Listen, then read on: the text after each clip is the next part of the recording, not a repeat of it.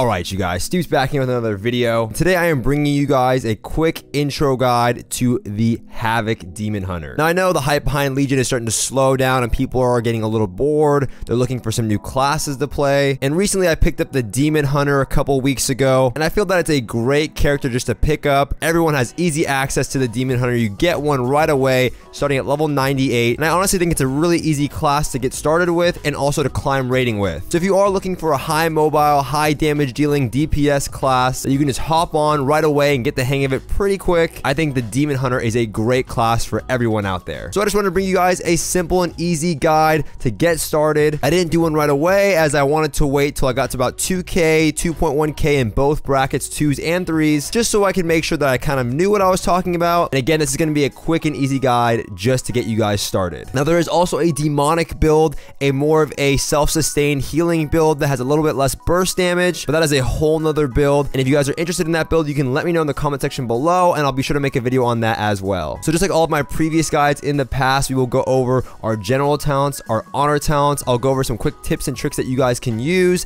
and then also some arena comps that you guys can try and implement when trying to climb the 3v3 or 2v2 ladder. So starting off with our general talents first, at the level 99 bracket, you will go with Fell Blade. It just gives you an extra dash, extra charge, and it is an easy way to build up Fury, which is the main mechanic behind Demon Hunter, similar to Rage with warriors. For level 100, you can go with Demon Blades. Demon Blades just replaces your general rage building attack and it makes your auto attacks instead build up your fury, and it makes it a lot simpler. Just make sure you're sticking on the target as much as possible to build up that fury. For level 102, you can go with Bloodlet. Bloodlet just adds a bleed onto your glaive toss that does 150% damage over 10 seconds. And to be quite honest, this is a massive portion of your overall damage throughout an arena match or even in BGs. It makes up a big portion of your overall damage. And also keep in mind that these bleeds kind of do stack on each other. The remaining damage of the initial glaive toss will add on to the new Bloodlet bleed, so you can do a lot of range damage, especially if you're getting kited. Now for level 104, if you are going the standard build, you have two options. You have Desperate Instincts and Netherwalk. Now my favorite is Desperate Instincts as it adds an additional 15% damage reduction and it will automatically trigger the ability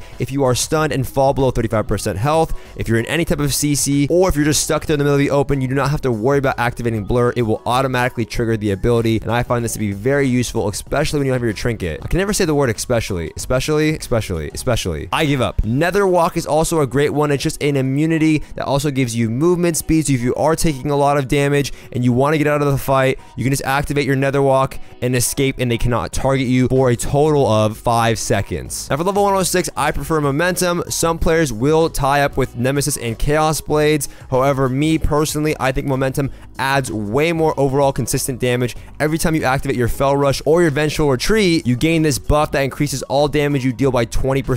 So it almost is always up if you are trying to chase it after a target, and you can line it up to assist you in your Fell Barrage damage or your Metamorphosis damage, and I will go over this at the end of the video. Now for level 108, you're going to go with Master of the Glaives as it works extremely well with Bloodlet. It gives you 2 charges on your glaive toss and it will now slow the target by 50%. Now for level 110, this is where it kind of varies. Some players prefer getting Chaos Blades with Nemesis. Some players prefer using Chaos Blades with Momentum. Me personally, I always like Fell Barrage and Momentum. I think it provides the most amount of consistent damage, range damage, and again, it works well with Momentum in my opinion when coupled with Vengeful Retreat. Now you can opt to use Chaos Blades.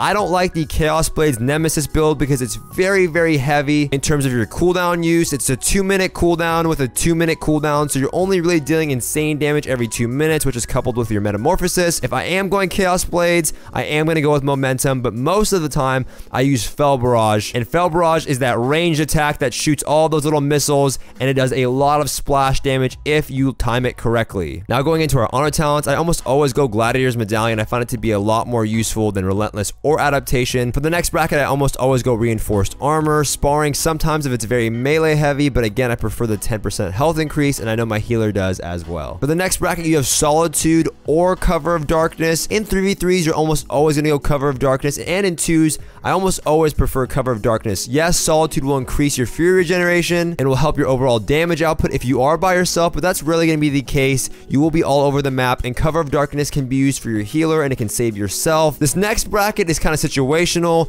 Unending Hatred is almost the way to go if you want to maximize your overall damage, especially versus any spellcaster team. You can opt for the eye talent, but I think it's very gimmicky, and most healers will realize that you have applied the debuff on an enemy and they will dispel it rather fast. But then you are also left with the reverse magic, which I think is the best all-around choice. It dispels any magical harmful effect from yourself and all nearby allies within 10 yards. Keep that in mind, it's a small radius of 10 yards and actually sends it back to the enemy caster if possible. So you can reverse fears, Hammer of Justice, any dots, and it can save your healer. You can dispel yourself from roots. Overall, reverse magic is the safer pick, but sometimes I will opt for Unending Hatred because it will really increase your overall damage and it allows you to put out a lot more pressure. So it's always good to ask your healer if they are okay with you speccing into Unending Hatred over reverse magic. For the next bracket, you're going to go Demonic Origins. It reduces the cooldown of your metamorphosis by 2 minutes, but now it only lasts 15 seconds. So you're going to be able to use the cooldown a lot more often, but it doesn't last as long. However, when you are not in metamorphosis, it buffs your damage by 10%. So again, much more consistent damage, which I think is a lot more valuable than having this random one-shot burst potential. I think consistent damage, high pressure damage is always a lot more effective. For the next bracket, I choose Detainment. I used to go Rain from Above, which allows you to kind of fly into the air. You've seen that defensive cooldown before. You jump into the air and you start throwing these little meatballs. I don't find the damage to be too overwhelming, and I think Detainment is much more effective. One of the reasons why I love Detainment is because it acts as a Cyclone. It shares a cooldown with Sap, however, so it does not DR with Cyclone. And it makes the target immune to any damage and healing effects while in prison, so you can end cap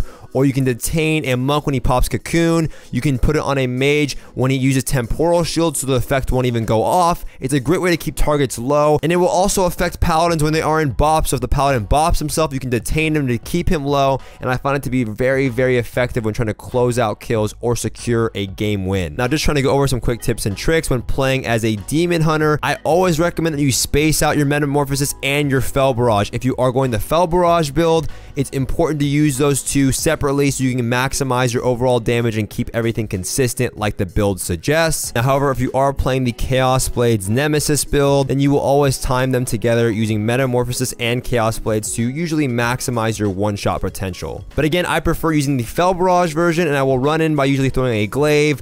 I'll charge in. If I need to build enough Fury to make sure I can use my Chaos Nova, I'll activate my Fel Blade. That will always give me enough Fury for Chaos Nova. I will activate that ability. I might activate Fury of the Illidari. I'll use my Vengeful Retreat to slow the target, and I will activate Fel Barrage with the momentum stack up there to increase my max overall damage. And then you can continue by throwing another Glaive Toss and then charging back in. You can use your Fel Blade instead. If you can opt to use your Fel Rush to get back on the target, I recommend doing that to keep your overall momentum stacks going. The more often you can keep momentum going, the better. You want to try and keep this up at all times. Just make sure that if you're charging around, you have some way of getting back on the target. A big mistake when I first started was like throwing a Glaive Toss to the target and then charging at him to get the stack, but then I wouldn't be able to hit him afterwards because I didn't have Fel Blade up or another charge. Now, another cool tip about Fel Barrage is your damaging abilities have a chance to reduce the cooldown of Fel Barrage. So the more damage you do, the more of a chance you have to lower the cooldown of that ability. Now, when using Fel Barrage, make sure you have a Glaive Toss active or you use your Vengeful Retreat right on top of them as it applies a slow into your Fel Barrage so they stay right there so you can reconnect right away and keep your momentum stacks going. Now, I just want to go over two other abilities that kind of seem confusing when you first start out playing the Demon Hunter. The first one is going to be Eye Beam. When do you use Eye Beam? I honestly only use Eye Beam if two targets are stacked up right on top of each other, but I never prioritize it over my Fel Barrage. So you can Fel Barrage, hit the target. If they're still stacked, you can go ahead and activate your Eye Beam, but it's never worth the single target damage. Now, there are going to be moments where you're stuck. Let's say you're rooted right here. This would be a great opportunity to Eye Beam the person in front of you if you want to try and maximize your damage, but the overall damage is never going to be better than just using a simple Chaos Strike. Now, what about Blade Dance? Blade Dance is that one where you slash all the way around, you slam down on the ground. The damage is pretty mediocre, but it does apply this buff on you that increases your dodge chance by 100% for 1 second. So it's a great way to avoid like stun attacks from like a druid if he tries to bash you, if a monk tries to sweep you. I find it to be very effective then, but it does cost 35 Fury, so just keep that in mind. When you are in Metamorphosis, it does increase the damage of Blade Fury, so it will do a little bit more damage, but again, it's still better just to spam your Chaos Strike over and over and over again. Just two more quick tips. Regarding reverse magic, you do not have to target anybody. It just activates the effect and applies it to everyone around you within 10 yards. And the last tip is that kick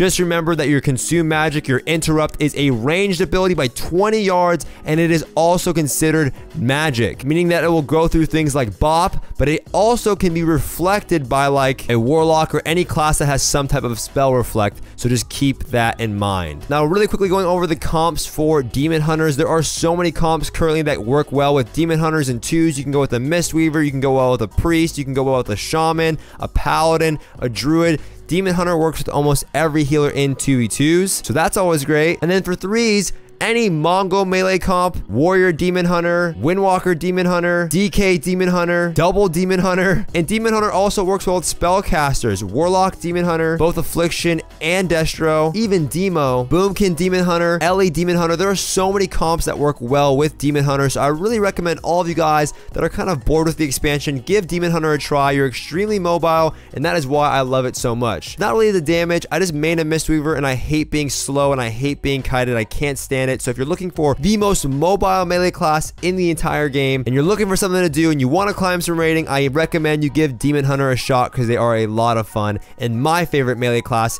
of this entire expansion. But that's gonna do it for this video, you guys. I hope you enjoyed it. If you did, be sure to give the video a thumbs up. If you have any more questions regarding the Demon Hunter, this guide, or you'd like to see more Demon Hunter content, you can leave them in the comment section below, and I'll get back to you guys right away. Try to miss me on my YouTube live stream. We'll answer all of your guys' questions in depth. Do not forget to subscribe, and I'll see you guys next time.